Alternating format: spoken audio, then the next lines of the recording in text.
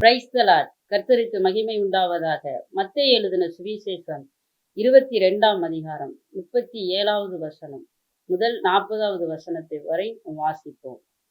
இயேசு அவனை நோக்கி, உன் தேவனாகிய கர்த்தரிடத்தில் உன் முழு இருதயத்தோடும் உன் முழு ஆத்துமாவோடும் உன் முழு பலத்தோடும் அன்பு கூறுவாயாக.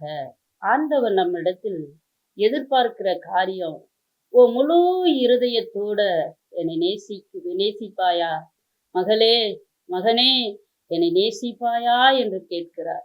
பழைய ஏற்பாட்டு புஸ்தகங்களில் நம்ம பார்க்கும்போது 10 கட்டளைகளை தேவன் எழுதி கொடுத்திருக்கிறார். ஆனா புதிய ஏற்பாடுகளில் எழுதும்போது அவை ரெண்டு வார்த்தைகளை தேவன் நமக்கு கொடுத்திருக்கிறார். அது பிரதானமானவைகளாக கொடுத்திருக்கிறார். அதுல முதன்மையானது, உன் தேவனாகிய கர்த்தரை உன் முழு இருதயத்தோடும் உன் முழு ஆத்துமாவோடும் உன் முழு பலத்தோடு அன்பு கூறுவாயாக. உன்னிடத்திலிருந்து தேவன் அன்பு கூற வேண்டும், என்னிடத்தில் அன்பு கூறுவாயாக என்று சொல்லி ஆண்டவர் சிலுவையில 2 கரங்களை விரித்து, என் மகளே, என் மகளே அப்படி என்று சொல்லி உங்களிடத்தில் தேவன் எதிர்பார்க்கிறார். ஏன் எதிர்பார்க்க வேண்டும்? வானமும் பூமியும் அவருடையதாய் இருக்கிற பட்சத்துல கர்த்தர் ஏன் உங்களிடத்துல நம்மிடத்துல ஆண்டவர் அன்பை எதிர்பார்க்கிறார் என்று சொல்லி பார்க்கும்போது, நீதிமொழிகள் 3ஆம் அதிகாரம் 5வது வசனம், உன் சுய புத்தியின் மேல் சாயாமல் உன் முழு இருதயத்தோடும் கர்த்தரில் அன்பு கூறுவாயாக. அன்பு வைக்க வேண்டும் என்று சொல்லி தேவன் விரும்புகிறார்.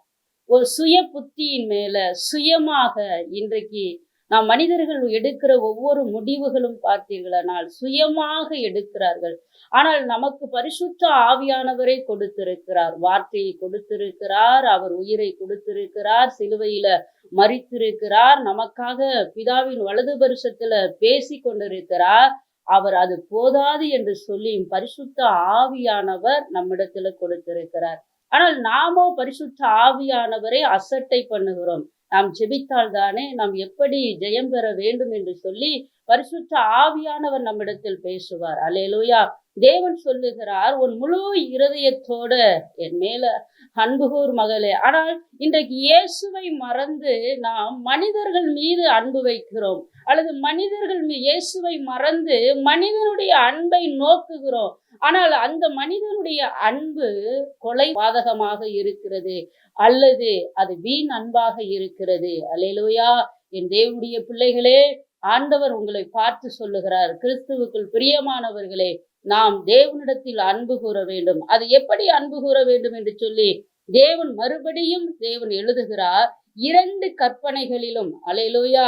இது முதலாம் பிரதான கற்பனை. அல்லேலூயா. ஆண்டவர் நம்மிடத்துல தேவன் சொல்லுகிறார், இது முதலாவது கற்பனை. நம்ம நினைக்கிறோம், சில பேர் பைபிள் படிக்கிறதற்கு 66 புஸ்தகங்கள் ஆச்சே, இது எப்படி நம்மளால் படித்து முடிக்க முடியும், இது எப்படி படிக்க முடியும் அப்படின்னு நினைத்து கொண்டிருக்கிறோம். ஆனால் ஆண்டவர் சொல்றார், உங்களுக்கு தேவனிடத்துல முழு இருதயத்தோடு ஆண்டவர் சொல்லுகிறார், இது முதலாம் கற்பனை, இதுதான் தேவன் உங்களிடத்துல எதிர்பார்க்கிற ஒன்று அப்படின்னு சொல்லுங்க. இதற்கு ஒப்பாய் இருக்கிற 2ஆம் கற்பனை என்னவென்று சொல்லி நாம் பார்க்கும்போது, ஆண்டவர், நீ உன்னிடத்தில் அன்பு கூறுவது போல பிறனிடத்திலும் அன்பு கூற வேண்டும். என் தேவன் நம்மிடத்தில் இன்னைக்கு காணாத தேவனிடத்தில் அன்பு கூற முடியும், இதை செய்ய முடியும். ஆனால் முழு இருதயத்தோடும் அன்பு கூற முடியுமா என்று சொல்லி நம்ம பார்க்கும்போது இது பல கேள்விகள் தான். அல்லது இதற்கு மார்க்கு மதிப்பெண் கொடுக்க வேண்டும் என்று சொன்னால் சிலர் தோற்று போவார்கள், ஃபெயில் ஆகி விடுவார்கள்.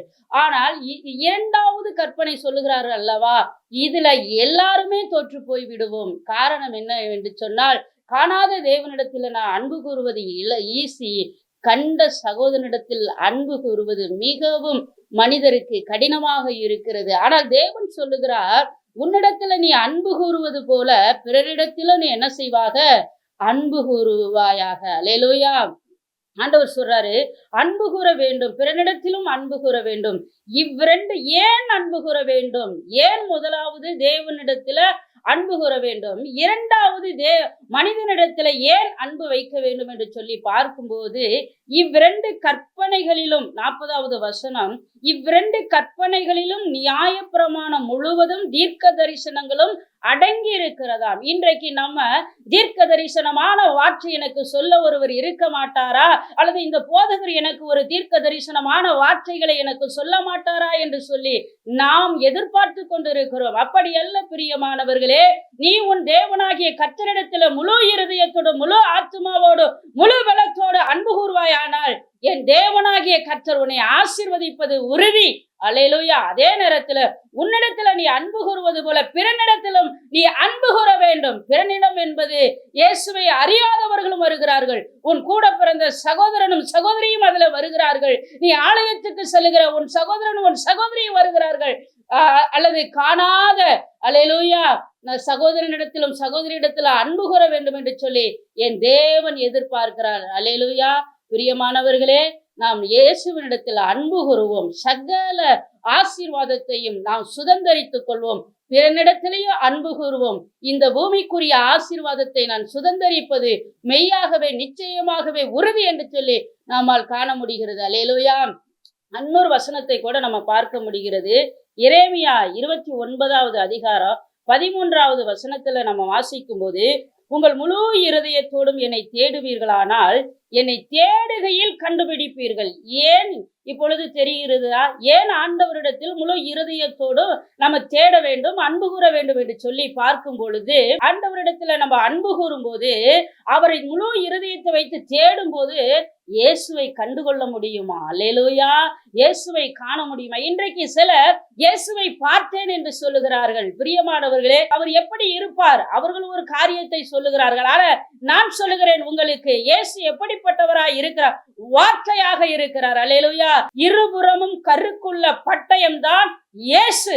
இதை உணர்ந்து கொள்ளுகிறவர்கள், இதை ஏற்றுக்கொள்ளுகிறவர்கள், மனதை உடையவர்கள் மெய்யாகவே ஏற்றுக்கொள்வார்கள். பிரியமானவர்களே, கர்த்தர் நம்மை ஆசீர்வதிக்க நம்ம என்ன செய்யணும்? முழு இருதயத்தோட இயேசுவை நாம் தேட வேண்டும். தேடும் பொழுதுதான் நம்ம என்ன செய்ய முடியும்? ஆண்டவருடைய கிருபையின்படி அந்த முழு ஆசீர்வாதத்தையும் முழு சுதந்திரத்தையும் பெற்றுக்கொள்ள முடியும். வானத்துக்குரிய ஆசீர்வாதத்தையும் பூமிக்குரிய ஆசீர்வாதத்தையும் பரலோகத்துக்குரிய ஆசீர்வாதத்தையும் நம்மளால் சுதந்திரித்துக் கொள்ள முடியும். அது மாத்திரமல்ல, நாம் மாத்திரம் ஆசீர்வாதமாக இருக்கிறது அல்ல, நம்முடைய சந்ததிகளும் ஆசீர்வாதமாய் இருப்பதற்காகத்தான் இயேசுவை நாம் முழு இருதயத்தோடும் தேட வேண்டும் என்று சொல்லி தேவன் விரும்புகிறார். அல்லேலூயா.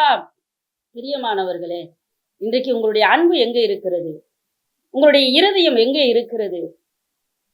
பையன் பெண்ணிடத்திலையா, பெண்ணு பையனிடத்திலையா? இல்ல பிரியமானவர்களே, நம்ம முழு இருதயத்தோடும் மண்ணாகி இருக்கிற நம்மை மன்னவராகிய இயேசு கிறிஸ்து நம்மளை நேசித்து அவர் ஜீவனே கொடுத்த தேவன் உங்களிடத்துல அன்பு கூறுவாயாக, என்னிடத்துல நீ அன்பு கூறுவாயாக என்று சொல்லி இன்றைக்கு ஆண்டவர் உங்களிடத்தில் எதிர்பார்க்கிறார்.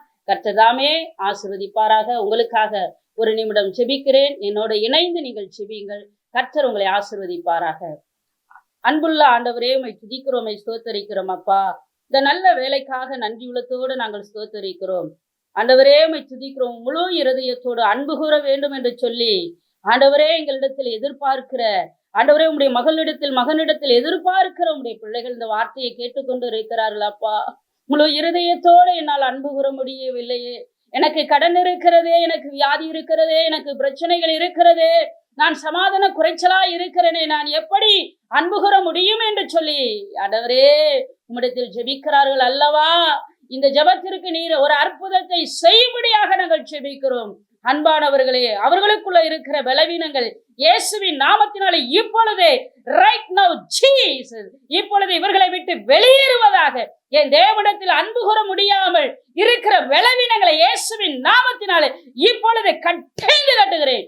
என் சகோதரர்களை விட்டு, என் சகோதரிகளை விட்டு இயேசுவின் நாமத்தினால் வெளியேறு என்று சொல்லுகிறேன். இப்பொழுதே தேவனுடைய அன்பு உங்களை நிரப்புகிறதற்காக, உங்களை ஆளுகை செய்கிறதற்காக ஜெபியுங்கள், ஜெபியுங்கள். ஆண்டவரே, என் இருதயத்தை நிரப்புங்கள், என் இருதயத்துக்குள்ளாக நீங்கள் வாருங்கள். நான் உம்மை முழு இருதயத்தை தேட வேண்டும், நான் மாத்திரமல்ல என் குடும்பமும் தேட வேண்டும் என்று சொல்லி இப்பொழுது ஜெபிக்கிறோம். ஆண்டவரே, அன்பு பிள்ளைகளை நீர் நேசித்து ஆசீர்வதிக்கும்படியாக ஜெபிக்கிறோம். ஆண்டவரே, ஆண்டவரே, உம்முடைய நாமத்திற்கே மகிமை உண்டாகட்டும். ஆசீர்வதியும். இயேசுவின் மூலம் ஜெபிக்கிறோம் பிதாவே. ஆமீன், ஆமீன்.